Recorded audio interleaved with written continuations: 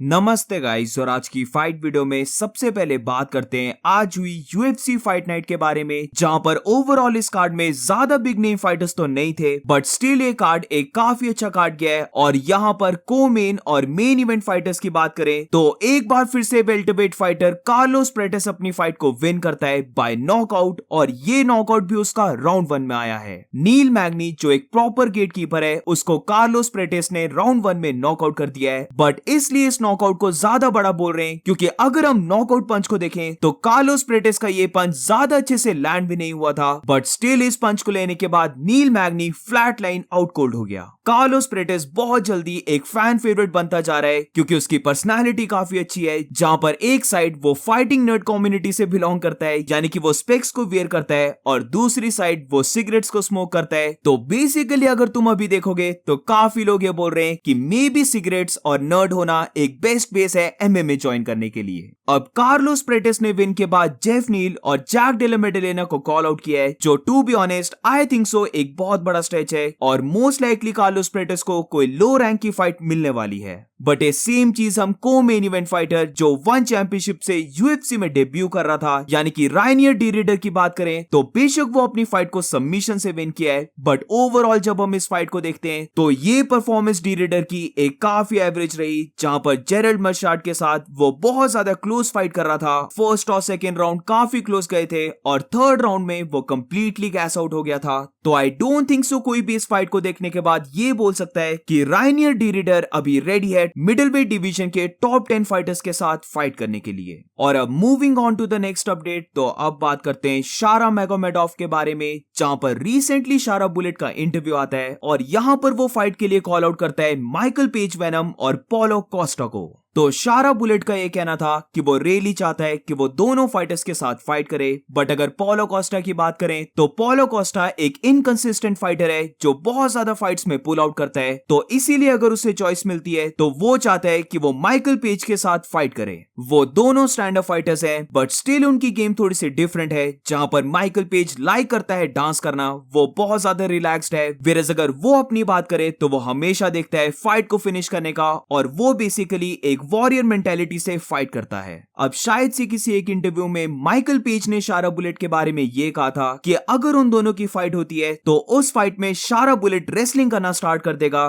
तो इसी चीज का रिप्लाई देते हुए शारा बुलेट कहता है कि वो कभी भी अपने गेम प्लान को चेंज नहीं करने वाला, यानी कि वो कभी भी रेसलिंग नहीं करेगा। और अगर एमवीपी के साथ फाइट की बात करें तो यहां पर भी वो माइकल पेज के साथ एक स्ट्राइकिंग फाइट करेगा, ना कि उसे ग्राउंड में लेके जाएगा। अगर तो शारा बुलेट और माइकल पेज की फाइट बुक हो जाती है तो ये फाइट ऑन पेपर तो बहुत ज्यादा एक्साइटिंग लग रही है। ये कंप्लीट एक स्टैंड अप वॉर होगा और मे बी इस फाइट में हमें नॉकआउट देखने को मिल जाए। और अब moving on to the next update, तो अब बात करते हैं पैडी पिम्बलेट ने क्या कहा फेदरवेट चैंपियन इलिया टुपोरिया के बारे में। तो जो नहीं जानता, इलिया टुपोरिया और पैडी पिम्बलेट इन दोनों की एक दूसरे के साथ जरा भी नहीं बनती है, जहां पर ये दोनों फाइटर्स राइवल्स हैं, और शायद से इन दोनों के बीच राइवलरी तब स्टार्ट हुई थी जब पैडी पिम्बलेट ने इलिया टुपोरिया की कंट्री के बारे में कुछ गलत बोल दिया था। तो बेसिकली ये दोनों फाइटर्स जरा भी एक दूसरे को लाइक नहीं करते हैं, और जब इलिया टुपोरिया बेसिकली लो लेवल फाइटर्स के साथ फाइट कर रहा था तब बहुत सारे लोगों का ये मानना था कि पैडी पिम्बलेट इलिया टुपोरिया को बीट कर देगा। बट फिर जैसे अब हमने देखा कि इलिया टुपोरिया ने इनसेन राइज किया है, जहां पर वो back to back 2 featherweight goats को नॉकआउट करके आ रहा है। तो ये देखने के बाद अभी अगर तुम किसी से पूछोगे कि पैडी पिम्बलेट और इलिया टुपोरिया में कौन फाइटर विन करेगा, तो बहुत सारे लोग इलिया टुपोरिया को बोलेंगे विन करने के लिए, वो भी काफी इजीली। तो इसी को लेकर पैडी पिम्बलेट अपनी वीडियो में स्टेट करता है कि वो स्टिल मानता है कि वो इलिया टुपोरिया को बीट कर देगा। पैडी पिम्बलेट का ये कहना था कि जब उसने बोला कि वो इलिया टुपोरिया को बीट कर देगा तो काफी लोग उसे हेट करने लग पड़े, बट वो अपनी बात को डबल डाउन करता है क्योंकि वो रियली बिलीव करता है कि स्टाइल मेक्स फाइट, और उसका स्टाइल परफेक्ट है इलिया टुपोरिया को बीट करने के लिए। वो इलिया टुपोरिया को हेट नहीं कर रहा, बल्कि इलिया टुपोरिया एक काफी अच्छा फाइटर है, बट जब भी अगर उन दोनों की फाइट हुई तो वो इलिया टुपोरिया को सबमिट कर देगा। वो इलिया टुपोरिया को अपने पास भी नहीं आने देगा क्योंकि इलिया टुपोरिया साइज में उससे काफी शॉर्ट है, तो वो बेसिकली वाली फाइट को विन करेगा। अब टू बी ऑनेस्ट मुझे लगता है कि अगर कभी भी इलिया टुपुरिया और पैडी पिम्बलेट की फाइट हुई तो इलिया टुपुरिया पैडी पिम्बलेट को नॉकआउट करने वाला है, और ये मैटर नहीं करेगा कि इलिया टुपुरिया शॉर्ट है, पैडी पिम्बलेट के पास ज्यादा रेंज है, क्योंकि अगर हम इलिया टुपुरिया को देखें तो वो ऑलमोस्ट अपनी हर एक फाइट में शॉर्ट फाइटर रहता है, उसके पास कम रेंज रहती है, बट स्टिल वो फाइटर्स के अगेंस्ट अपनी रेंज को फाइंड कर लेता है। और यहाँ पर अगर हम पैडी पिम्बलेट को देखें तो वो अपनी चिन को कंप्लीटली हवा में रखता है, वो जरा भी अपनी चिन को टग इन नहीं करता। और अगर ओल्ड टोनी फर्गसन पैडी पिम्बलेट की चिन के ऊपर काफी अच्छे पंचेस को लैंड कर सकता है, तो इमेजिन करो अगर इलिया टुपुरिया का एक भी क्लीन पंच लैंड हो गया पैडी पिम्बलेट की चिन पर। तो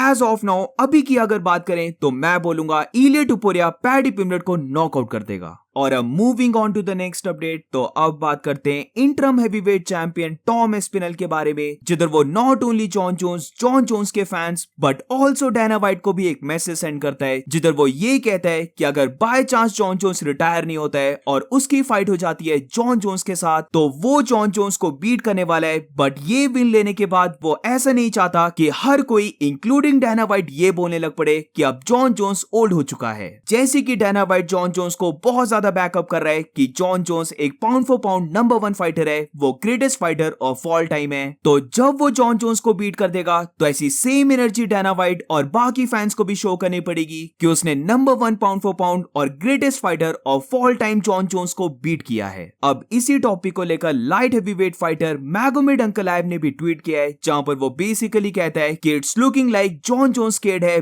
बिग टॉम एस्पिनल से। अब to be honest I think so लोग यहाँ पर मिसअंडरस्टैंड कर रहे हैं, जिधर क्योंकि जॉन जोन्स टॉम एस्पिनल के साथ फाइट करना नहीं चाहता है, तो काफी लोग इसको मान रहे हैं कि जॉन जोन्स स्केर्ड है टॉम एस्पिनल से। बट मेरी पर्सनल ओपिनियन में मैं काफी टाइम से जॉन जोन्स को देखता आ रहा हूं, और ये चीज मैं गारंटी दे सकता हूं कि जॉन जोन्स टॉम एस्पिनल तो क्या बल्कि किसी भी फाइटर से स्केर्ड नहीं है। बस यहाँ पर प्रॉब्लम इतनी है कि वो अपनी लेगेसी को रिस्क में नहीं डालना चाहता है, बल्कि वो चाहता है कि वो ऐसी फाइट्स करे जिससे कि उसकी लेगेसी और भी ज्यादा बड़ी बन जाए, उसे और भी ज्यादा मनी मिले। जहां पर अगर टॉम एस्पिनल की बात करें तो क्योंकि वो एक यंग फाइटर है, वो जस्ट अभी राइज हुआ है, तो इसीलिए जॉन जोन्स अपनी लेगेसी को एक यंग फाइटर के अगेंस्ट रिस्क में डालना नहीं चाहता है। डेफिनेटली ये चीज गलत है और फॉर श्योर जॉन जोन्स को टॉम एस्पिनल के साथ ही फाइट करनी चाहिए। बट यहाँ पर मेरा सिर्फ इतना पॉइंट है कि Jon Jones as such scared तो नहीं है टॉम एस्पिनल से, बट वो सिंपली अपनी लेगेसी को रिस्क में डालना नहीं चाहता है। So that's it for today guys. आज की फाइट वीडियो में बस इतना ही। अगर तुम्हें वीडियो अच्छी लगी हो तो please make sure to like subscribe. मिलते हैं नेक्स्ट वीडियो में।